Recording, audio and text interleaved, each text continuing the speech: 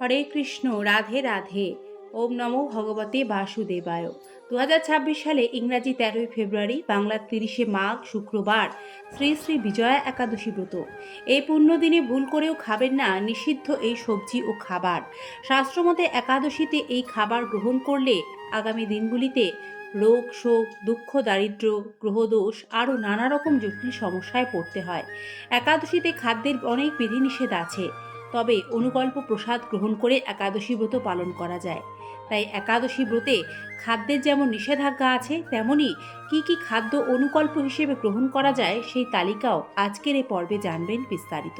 আশা রাখি সকলে শ্রীকৃষ্ণ কৃপায় ভালো আছেন। সিংহরায় ডোরবেলের আজকে তথ্য সমৃদ্ধ সনাতনী বার্তার এই ভিডিওতে আপনাদের সকলকে স্বাগত জানিয়ে মূল আলোচনায় প্রবেশ করছি। দর্শক বন্ধুরা, ফাল্গুন মাসে কৃষ্ণপক্ষে যে একাদশী ব্রত পালন করা হয় সেটি হলো শ্রী শ্রী বিজয়া একাদশী ব্রত।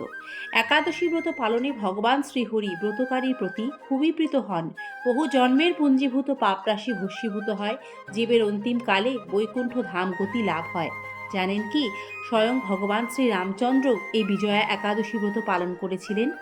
নারদীয় পুরাণে বলা হয়েছে, হরিবাসর বা একাদশী সমাগত হলে ব্রহ্মহত্যাদি সমস্ত পাপ অন্ন শস্য মধ্যে অবস্থান করে। সেই জন্য একাদশীর দিন পঞ্চ রবিশস্য অন্ন শস্যাদি আহার করলে যাবতীয় পাপ গ্রহণ করা হয়ে থাকে। বিস্তারিত জেনে নিন একাদশীর দিন কি কি খাবেন ও খাবেন না। শাস্ত্র অনুযায়ী বিজয়া একাদশীর পবিত্র দিনে শুধুমাত্র বিশুদ্ধ ও সাত্ত্বিক খাবার খাওয়া উচিত, আমিষ খাবার ভুল করেও নয়। কি কি খেতে পারবেন না? দর্শক বন্ধুরা, শ্রী শ্রী বিজয়া একাদশীর পবিত্র দিনে সব রকমের চাল, শ্যামা চাল, কাউনের চাল এবং চালের তৈরি সকল প্রকার খাদ্য, সকল প্রকার ডাল, সয়াবিন, মটর, ছোলা, কাবলি ছোলা, কালো ছোলা, রাজমা, ডালিয়া, এছাড়াও বেগুন, কলমি শাক, পুঁই শাক, যে কোনো ধরনের শাক, বরবটি, বাঁধাকপি, শিম, এছাড়াও সয়াবিন তেল, তিল তেল এইগুলি খাওয়া যায় না। দর্শক বন্ধুরা, এ প্রসঙ্গে আপনাদের জানিয়ে রাখি, বিজয়া একাদশী ফাল্গুন মাসে কৃষ্ণপক্ষের একাদশী হলেও 2026 সালে তিথির বিচারে এটি বাংলার 30শে মাঘ পড়ছে। আর শাস্ত্রমতে মাঘ মাসে কোনো অবস্থাতেই মূলা বা মূলো খেতে নেই, তাই বিজয়া একাদশীর পবিত্র দিনে আপনারা কিন্তু মূলা গ্রহণ করবেন না। এছাড়াও বাজারের প্যাকেটজাত জুস, কচুরি, সিঙাড়া, আচার, পাঁচফোড়ন, সর্ষের তেল, সরিষার তেল, যে কোনো রকমের বাসি খাবার, এছাড়াও ময়দা, আটা, বিস্কুট, চিপস, চালের গুঁড়ার থেকে তৈরি খাদ্য, মাশরুম, চা, কফি, হরলিক্স, মধু, এইগুলি কিন্তু একাদশীতে সম্পূর্ণরূপে নিষিদ্ধ। একাদশীর দিন কাঁসার বাসনে ভোজন করতে হয় না, তাতে ব্রত ভঙ্গ হয়।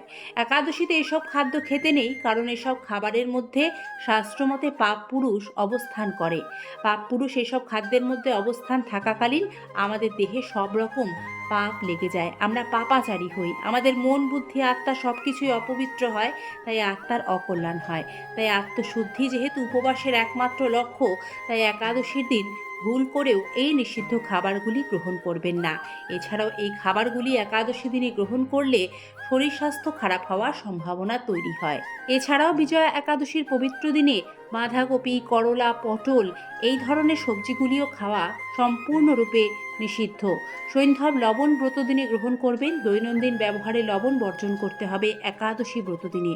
বন্ধুরা, এত নিষেধের মাঝে একাদশীর দিন তাহলে কি গ্রহণ করবেন?